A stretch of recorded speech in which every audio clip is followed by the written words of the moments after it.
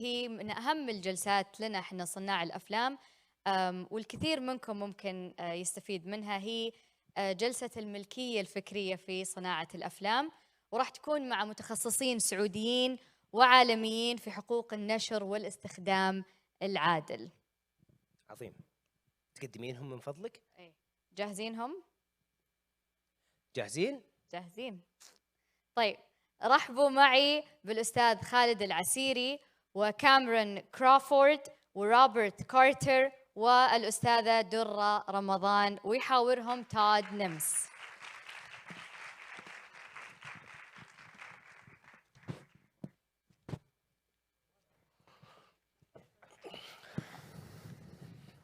All right. Hello, Riyadh. Hi.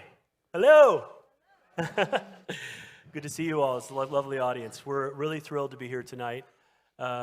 This is going to be a panel on the IP and beyond, really intellectual property regarding film. We really wanted to, we were talking with the panelists earlier, really look at the legal journey for a film. We have a lot of filmmakers out here, and I think a lot of people wonder, okay, well, you do the creative side, but what do I need to do when I'm think about and do when I'm doing a movie on the legal side, because it's a very important aspect of the business side of filmmaking.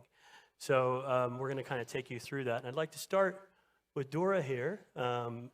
Dora, you have, of course, a lot of experience, your master's in IP from the US, and you worked with one of the big law firms here in Saudi looking at the law and IP, intellectual property.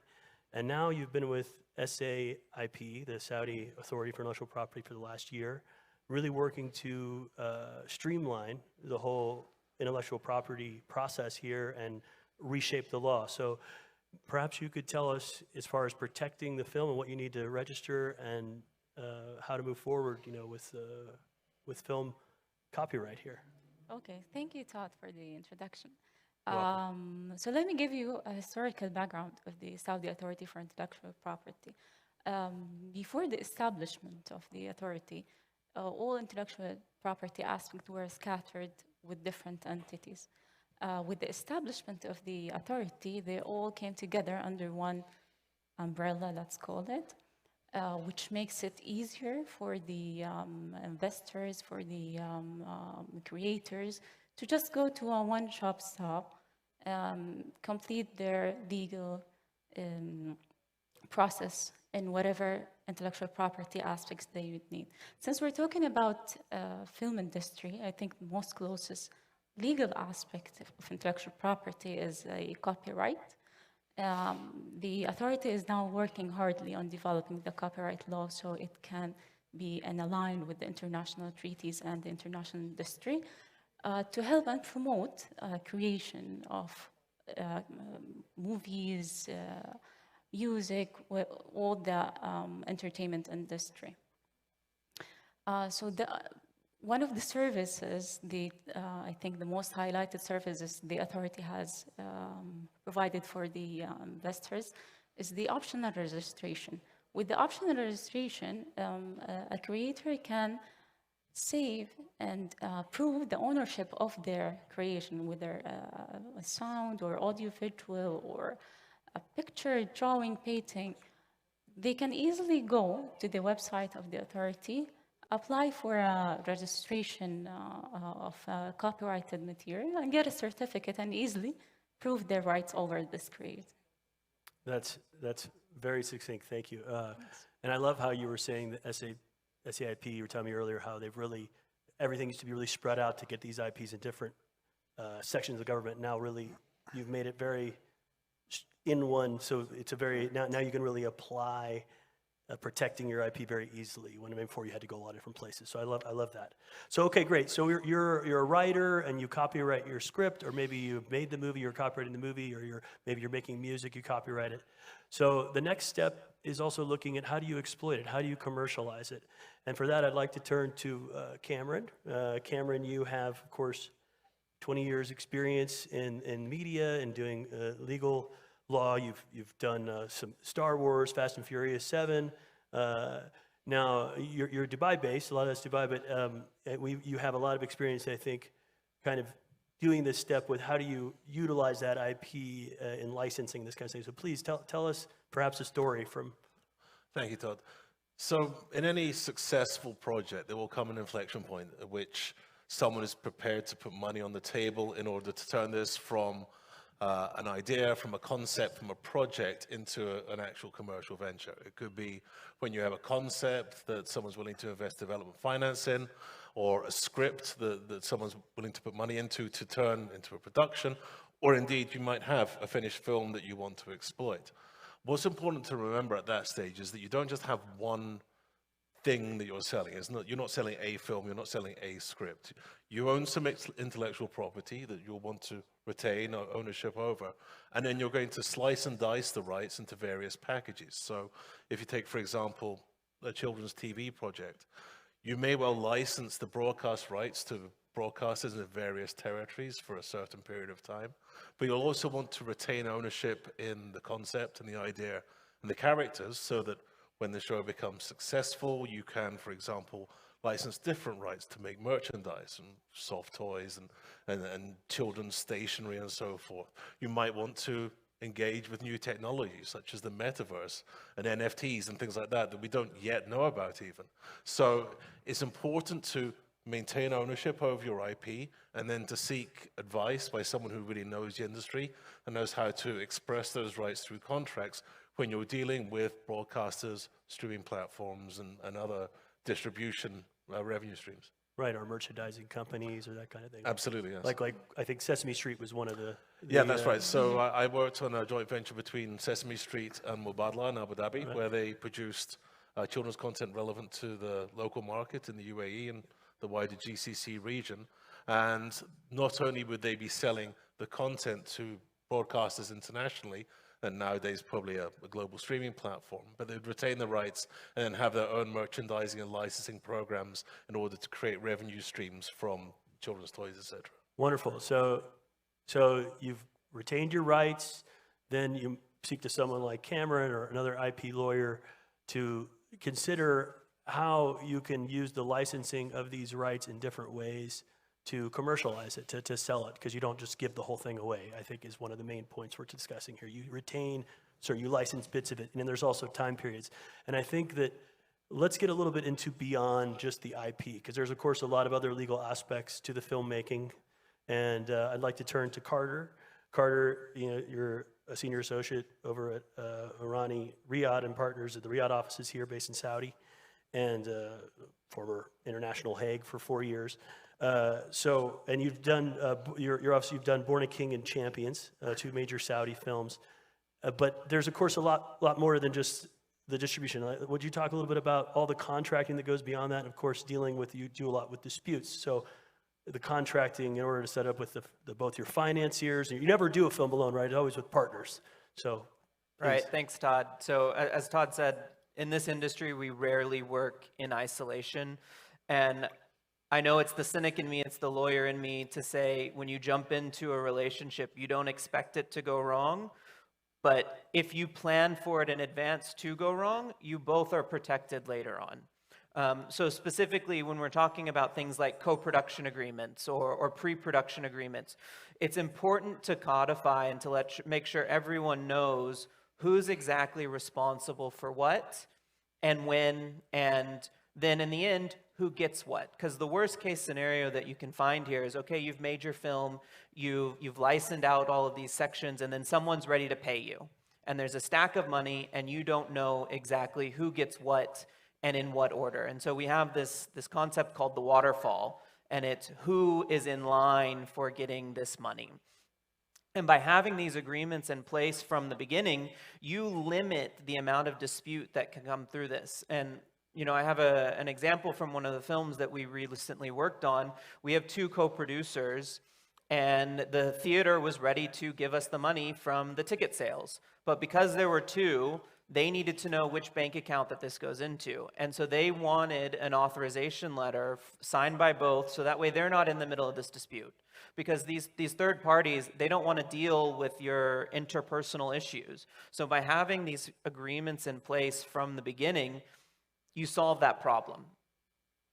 Yeah, it's a really good point. So really, what you're talking about is you're setting up these licensing things, but even in advance of that, because you, like you say, you're never working alone. You might do something with Netflix, or you might do something with just another local production company, and getting with and making sure your contract's very clear. So not only between you two, but for other parties you're going to deal with, especially when it comes to payments, they need to see that. Our distributors need to see a clear chain of title, for example, and these kind of things. Exactly, and I'd also add, you know, you're not just giving the movie to these distributors to put it on streaming or to play in the theaters.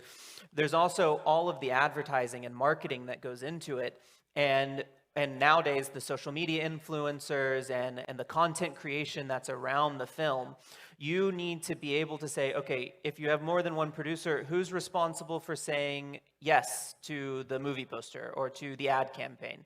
You need to know, okay, if it's both of us, if only one says it, are they responsible for the costs if this goes wrong? So by having all of these agreements in place, and not only amongst yourself, but then with these distributors and with the advertising agencies, you're protecting yourself from the beginning.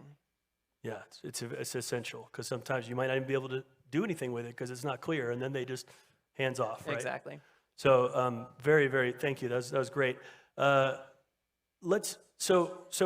You've exploited things. We've got your contract straight, but let's not just talk about the filmmaker. Let's move over to what about the talent, the actors, and those on the other side.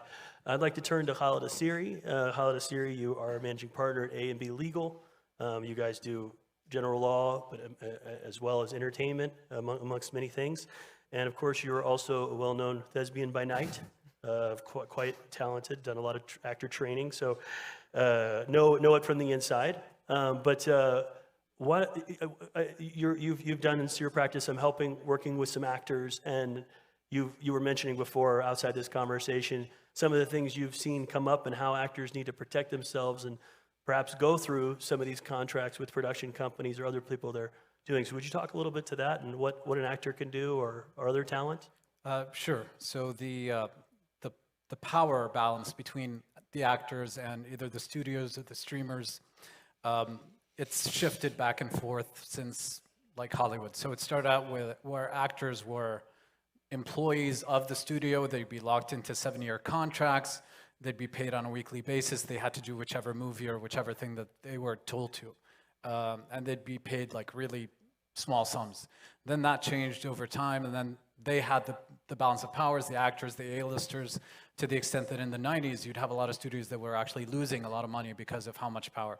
Now this is shifting back because of the streamers, and the streamers are using people with less notoriety. But the fact of the matter is since Saudi now we're having this kind of like boom in entertainment, it's best for both the production side and the talent to reach sort of a balanced and fair agreement. And that's where the actor benefits and the studio benefits at the same time. And I've seen, honestly, some very bad contracts when it comes to how the talent is treated. And it's very loose, it's very unfavorable to the talent, where it's basically, you know, this contract will start on this date, but we don't know when production's gonna happen. And you have to be locked in for these many, many months, could be 15 months or more, and you have to agree to a second season, and you have to bring your own wardrobe, and you're also being paid a relatively low sum. And this is kind of like a reminder of what used to happen in Hollywood in the old days. And they would also be barred from participating in other films. So I think what needs to happen is, with the upgrade that's happening with the entertainment industry in general, we need to have this upgrade in how the legal relationship is between the talent and the production, because in the long term, it's going to be beneficial for both sides. You don't want to be a production company or a studio that's known for basically mistreating your talent, and you also don't want to be the type of talent that's like very demanding or that sort of thing, where you don't get more work in the future. And so one of the things that talent probably should consider is that two things: scheduling and compensation. These are the main things that they need to consider when it comes to a contract, making sure that they're not locked in for too long of a time that's uncertain, and that once a period of time passes, once a certain date passes, they're free to engage with somebody else. The other thing in terms of compensation, and I would say this not just for actors, also for writers as well, The more you can get up front, the better, because everything else is up in the air. It's depending on a lot of different factors that you, as an actor or talent or writer, have no power in whatsoever. And if you're just there flailing in the wind, just depending on what circumstances can happen, that can be very detrimental to you, because what you're selling is your time. Your time is very valuable to you as talent and as a writer, and so you want to make sure that you're not locked into something where you can't, achieve the buys that either for not just money, for notoriety. You want your name to come up in as many credits as you can. You want people to know you for the work that you're doing, and that's also a very important thing to have in your contracts, as well as making sure you have a credit clause, among other things as well. Yeah, great. So as an actor or talent, be wise to get a lawyer to look over For sure. Get what a lawyer, you're doing, get an look at some of agent. these points. Get a manager. Yeah. I know there's a few investors in the audience here tonight, so I think another very interesting topic we were talking earlier about special investment vehicles and these kind of things and instruments. In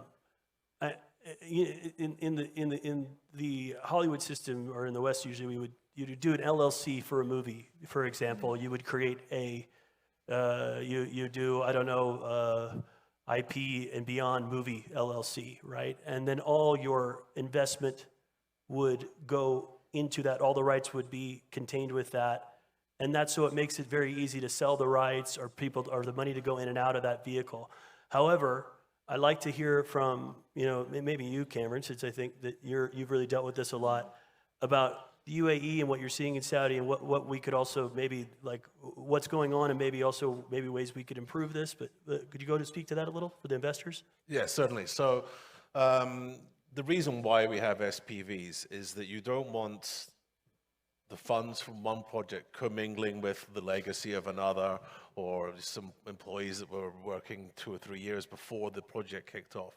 You want all the money that goes into this project to go into one company, and then all the money spent through it to come through that, so that when you apply for rebates or when you have to account to investors, the bank accounts match the production accounts. Now, one of the challenges we found in the UAE, there were twofold. One was visas and bringing in people for short-term visas to work for a few weeks on a specific production. But another one was the cost and time taken to set up an SPV just for one production would be excessive. So the cost would be several $1,000s, and then the process of setting up a bank account. I have one client who may be in the audience who could testify to this, is very onerous. And it's not just the fact that it causes delay. It's not just the fact that it costs money. It's the fact that a producer's time should be taken making production decisions and focusing on making the production the very best it can be, not filling in forms and going in person to the bank and doing all these things. So if there were a way, there's an opportunity here perhaps for KSA to look at having a very simple, streamlined process for a company that was not going to have permanent offices. It wasn't going to have long-term residency sponsorship privileges, but it were able to be set up specifically to manage the production process and rebate application process in KSA. I think that would be a tremendous opportunity, legally speaking. That's a very good point. I think there is a big opportunity here, because I think even auditing, you really need that, the cleanness, and then you also, I think a big challenge is getting bank accounts, right? From what I understand you were talking about before. The biggest challenge. Right, to just have a bank account for this company. Right.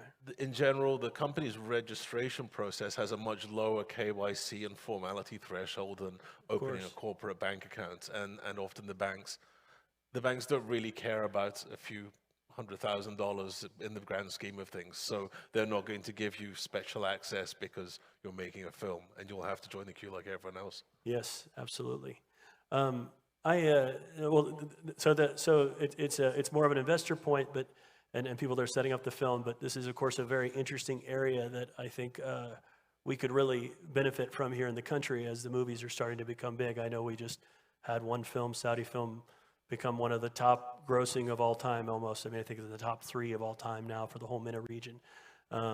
So it's exciting, and I'm sure there'll be these kind of legal aspects are become more and more important as films start to travel beyond the MENA region and go internationally. And so all these things being bigger budgets, more, but at the same time, more due diligence at the front in the legal. And I hope we've kind of give at least an overview here of some of the highlights. Before we close, I'd love to, hear any other points. If there's anything else that you guys, any of you would like to, any last comments on what I guess additional areas maybe filmmakers, investors, actors should be thinking about in this legal journey, maybe specifically here in Saudi, of course. Should I start with you, Dora? Yeah, I would say an investor or a filmmaker should take care of not invading other rights, as much as protecting your right, as much as respecting other rights, just not to get into bigger trouble during the journey. That's a very good point. Yeah, you want to. I think in that case, just to illustrate the point, because we were talking about that earlier. I mean, you can't just put someone's music in your film, for example, unless you're making it yourself. You have to get those rights established. So it's not about the rights, your stuff. It's also getting other people's rights and making sure that is clear, the music you're going to use, or you can't just use even the likeness of some famous celebrity. You can't do a cartoon of them without getting their permission and all these kinds. So this is what you're referring to, of course. Right. Yeah, it's a very important point. It's a very good point. Thank you, Dora. What are you, Cameron? While we sit in this beautiful cinema, I would say to any young aspiring Saudi filmmakers and storytellers out there to embrace the variety of media there are now. Saudi's a very digital savvy, tech savvy environment, so look at various formats in which you can tell your stories. It's a good point. Thank you, Cameron. Look at various points. I'll say something that will probably get some eye rolls because it's coming from a lawyer, but engage a lawyer early.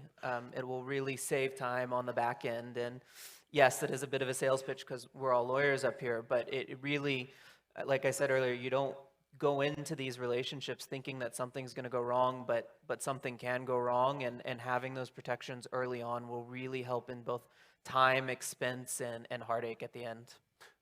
That's a very good point, Carter. And I think as films become more commercial, where there's more money coming up front, it becomes more and more important. It's one thing to do a small film, but then you really need to do that. And I want to touch upon one other thing while you're up here, because we were talking about it earlier. Standardized contracts. There aren't really any right now for the kingdom. You sort of see them somewhat at base templates, you see in LA, for example. And I know that you guys have been working could you tell, just before we move on, just a little bit about what you're seeing with these contracts? Because you have so many contracts, right? Producers with actors, all these there's tons of contracting that goes on in a film.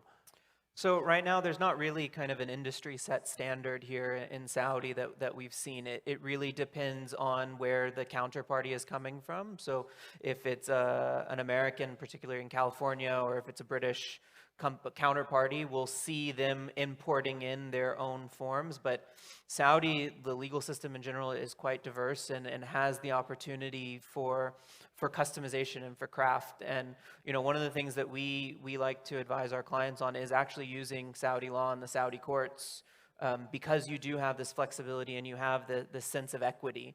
But once we get further on and more sophisticated and the amount of money really increases, and the players get more comfortable and consistent here in the market, we'll probably be seeing more of a standardization like we do in other jurisdictions. That's a really good thing. I might come back to that at the end. Let's go to Khalid. Is there something you'd like to... So story is king, as they say, right? So I think there's a lot of untapped potential. We're at the verge of unveiling a lot of stories that have still been untold, and we really need to find a way to protect these stories early on. And like Carter said, if you don't engage a lawyer earlier or somebody to help you out, then these rights you might lose forever. It's not something that you can claw back or you can fix later. Some things in legal or in contracts maybe you can fix down the line, but once you've let those rights go, it's almost impossible to bring them back. So you want to make sure you get all of your ducks in a row very early on. In terms of the standardization, I would expect that at some point, especially with the new commissions that have come out, that we'll probably see some standardized contracts to support the industry and protect talent, protect actors, writers, and develop minimum standards like there are for basically any employee. That's very well said, I think. Well, I'm not sure if we have much time left. I think we're probably really done our, unfortunately, we only have 30 minutes. So is there anyone that can give me, do I have any more time, or? Pretty much done. Okay, great. Well, then I'd like to have, thank you all for being up here with us. I hope, did you all enjoy and feel it was a very, yeah, great. I'm glad. Yeah, I feel we got through a lot in the 30 minutes, and hopefully now everyone's a little more aware of some of the legal considerations when, taking a journey with film. So I'd like to have a round of applause for these panelists. They did a great job. Thank you very much. Great, thank you. I think that's it. Let's go.